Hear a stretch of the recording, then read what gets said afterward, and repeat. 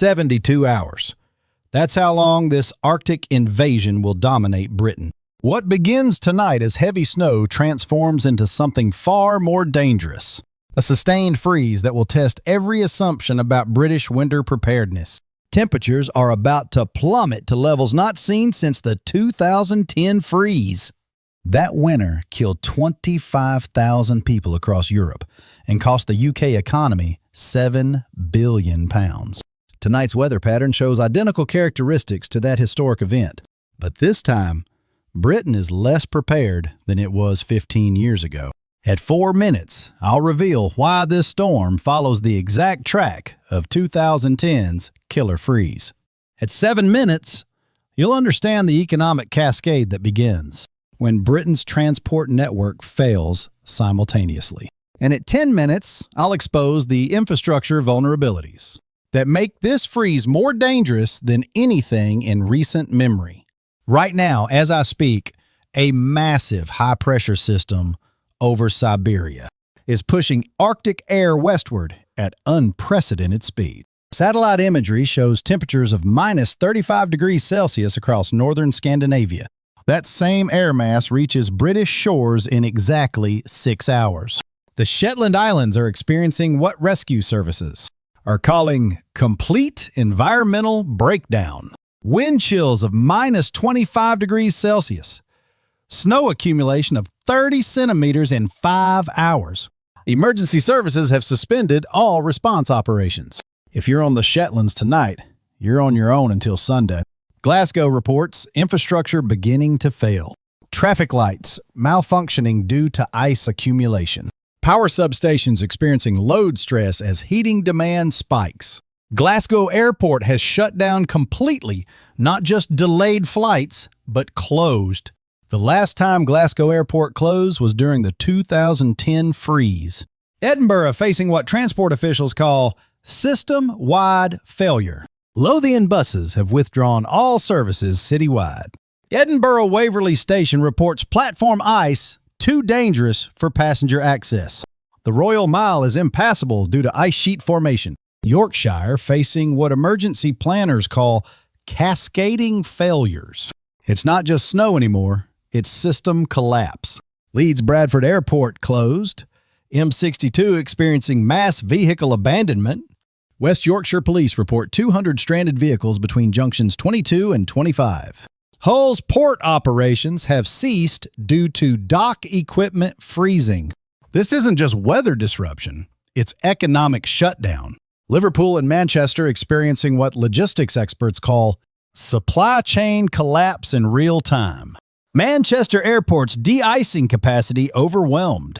Freight operations at both Liverpool and Manchester ports suspended. The M60, M56, M62 junction system is experiencing total gridlock. This is the industrial heart of northern England shutting down. Belfast reports something unprecedented in Northern Ireland weather history. Ice sheet formation on Belfast Lock threatening shipping channels. Stormont has activated emergency protocols not used since the Troubles. Cross-border transport with the Republic of Ireland suspended. Cardiff experiencing rapid infrastructure degradation. Cardiff Central Station reports platform heating systems failing. The Severn Bridge closed to high-sided vehicles due to ice loading. Wales is becoming isolated from England for the first time in decades. But here's what makes tonight's pattern historically significant. This storm follows the identical meteorological signature of December 2010's killer freeze. Same Siberian high-pressure source, same track across the North Sea, same rapid temperature drops, same wind patterns, but 2010 happened gradually over 2 weeks. Tonight's event compresses that same intensity into 72 hours. Meteorologically, this is 2010 on steroids. Birmingham, Britain's transport nexus, faces imminent paralysis. Snow arrives at 7 p.m. during maximum Friday traffic load. But Birmingham's real vulnerability isn't the snow itself. It's the temperature crash that follows. From 2 degrees Celsius at 7 p.m. to minus 8 degrees Celsius by 3 a.m. Every wet surface becomes a sheet of ice thicker than window glass. Essex, Suffolk, and Hampshire are about to experience something most residents have never seen: genuine winter weather. These counties have minimal winter infrastructure. Few gridding lorries, limited emergency stockpiles, no winter protocols. When 5 centimeters of snow hits Hampshire tonight, it might as well be 50 centimeters. London faces a perfect storm of unpreparedness. 8 million people. Infrastructure designed for mild winter. Emergency services already strained by ongoing strikes. And here's the critical detail. London's underground system has never been tested against sustained sub-zero temperatures. Track heating systems installed in the 1960s. Points mechanisms designed for occasional frost, not Arctic conditions. If the underground fails, London fails. Cornwall and the far southwest face an unprecedented meteorological event. Snow reaching areas that haven't seen winter weather since 1963. The A30 across Bodmin Moor lacks any winter maintenance capability. No gritting trucks, no snow plows, no emergency protocols. When snow reaches Cornwall tonight, entire communities could be isolated. Here's the economic cascade that begins when transport fails. Stage 1. Road network collapse cuts delivery schedules. Supermarkets run empty within 24 hours when trucks can't move. Stage 2. Airport closures strand business travelers. Financial markets lose key personnel. Trading volumes plummet. Stage 3. Port operations cease due to equipment failure. Import-dependent Britain faces immediate supply shortages. Stage 4. Power grid stress as heating demand peaks. Rolling blackouts begin when generation can't meet demand. This isn't theoretical. This is the 2010 playbook repeating. But Britain's infrastructure is now more fragile than 15 years ago. Your timeline for tonight's escalation. 6 p.m. Transport networks begin systematic failure. Yorkshire sees complete M62 corridor shutdown. Emergency services report they cannot reach stranded motorists. Manchester Airport closes all runways due to ice accumulation. Liverpool's freight operations cease as dock equipment freezes. 7 p.m. Birmingham Junction failure cascades across central England. M6 north and southbound traffic separates completely. National Highways abandons recovery operations due to safety concerns. Cardiff reports M4 closure at the second Severn crossing. Wales becomes functionally isolated from England. 8 p.m. London's outer defenses begin failing. M25 experiences multiple closures due to jackknifed lorries. Heathrow suspends all operations, not delays, complete suspension. Essex and Suffolk report a road network becoming impassable. 9 p.m. Central London infrastructure stress becomes critical. Transport for London reports multiple underground line suspensions. Bus services withdraw from outer London areas. National Grid reports London electricity demand exceeding capacity. 10 p.m. Southern England infrastructure breakdown accelerates. Hampshire reports a 3 and M3 corridors experiencing gridlock. Portsmouth and Southampton ports suspend operations. Battle and Haywards Heath report complete loss of bus services. 11 p.m. Cornwall experiences unprecedented isolation. A 30 becomes impassable due to abandoned vehicles. Rail services into Cornwall suspended at Plymouth. Midnight, the temperature crash accelerates infrastructure failure. Scotland, minus 12 degrees Celsius. Northern England, minus 8 degrees Celsius. London, minus 3 degrees Celsius. But temperature is only part of the story. Wind chill factors make conditions genuinely life-threatening. Scotland feels like minus 20 degrees Celsius. Frostbite in under 10 minutes. Northern England feels like minus 15 degrees Celsius. Hypothermia risk extreme. Even London feels like minus 8 degrees Celsius, dangerous for unprepared individuals. Saturday morning brings what emergency planners call post-storm infrastructure collapse. Clear skies create psychological false confidence, but overnight ice formation creates the most dangerous road conditions Britain has experienced in living memory. Here are the infrastructure vulnerabilities that make this event unprecedented. Water systems. Modern pipes installed since 1980 lack freeze protection. Mass pipe burst expected across southern England, where temperatures rarely drop below zero. Power generation. Wind farms ice up, reducing renewable capacity by 60%. Gas-fired stations struggle as heating demand spikes beyond design capacity. Communication networks. Mobile masts lose power as backup batteries fail in cold. Internet infrastructure lacks adequate heating in southern exchange buildings.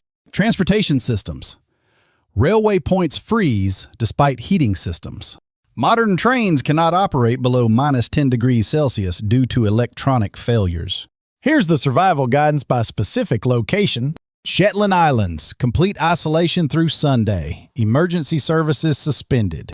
Conserve heating fuel. Ration food supplies. Avoid all outdoor exposure. Glasgow, Edinburgh. Urban infrastructure failure likely through Saturday. Public transport suspended. Emergency services operating at minimum capacity. Hull. Port closure affects food imports. Stock up immediately if possible. Coastal winds create extreme wind chill. Avoid outdoor exposure. Liverpool, Manchester. Industrial operations suspended through weekend. Supply chains disrupted. Prepare for 72-hour isolation. Yorkshire, Pennine communities completely cut off until Sunday. M62 closure affects emergency service access. Self-sufficiency essential. Birmingham, transport hub failure affects national logistics. Expect delivery delays, fuel shortages, food supply disruption. Cardiff, isolation from England affects medicine and food supplies. Welsh government activating emergency stockpiles. Belfast, cross-border transport suspended. Prepare for complete isolation. Stormont emergency protocols in effect. Essex, Suffolk, no winter infrastructure. Even light snow causes system failure. Rural communities particularly vulnerable to isolation. Hampshire, military may deploy from Aldershot for emergency response. Portsmouth Naval Base preparing emergency shelter facilities. London, underground failure would strand millions. Have walking routes planned. Emergency services warn response times could exceed 4 hours. Battle, Hayward's Heath. Rural isolation expected. Check on vulnerable neighbors. High-wheeled communities particularly at risk. Cornwall, unprecedented isolation. A 30 closure cuts peninsula from England. Emergency supplies may not reach communities for days. Critical survival actions for the next 2 hours. Abandon all non-essential travel plans. This is not weather to challenge. Stock emergency supplies. Minimum 72 hours food and water. Fuel vehicles completely. Petrol stations may lose power. Charge every electronic device. Power outages increasingly likely. Locate manual can openers, battery radios, torches, candles. Fill bathtubs with water before pipes freeze. Weekend preparation for sustained freeze. Saturday will not bring relief. Conditions worsen through Sunday. Ice accumulation reaches dangerous levels on all structures. Power grid stress increases as heating demand remains extreme. Travel remains inadvisable through Sunday afternoon. This represents the most significant winter weather challenge Britain has faced since meteorological records began. Not because of individual storm intensity, but because of simultaneous system failure across all infrastructure. Transportation, power, water, communication, emergency services, all reaching breaking point simultaneously. British society has never been tested like this before. But British communities have always risen to meet extraordinary challenges. Check on neighbors, share resources, support vulnerable individuals. This freeze will test our infrastructure, but it will reveal our character. Prepare for 72 hours of self-sufficiency. Help others do the same. This is Britain's winter of reckoning. How we respond will define our resilience for generations to come. Your survival depends on decisions made in the next hour. Choose wisely. Act decisively. Look after each other. Britain's greatest winter challenge begins now.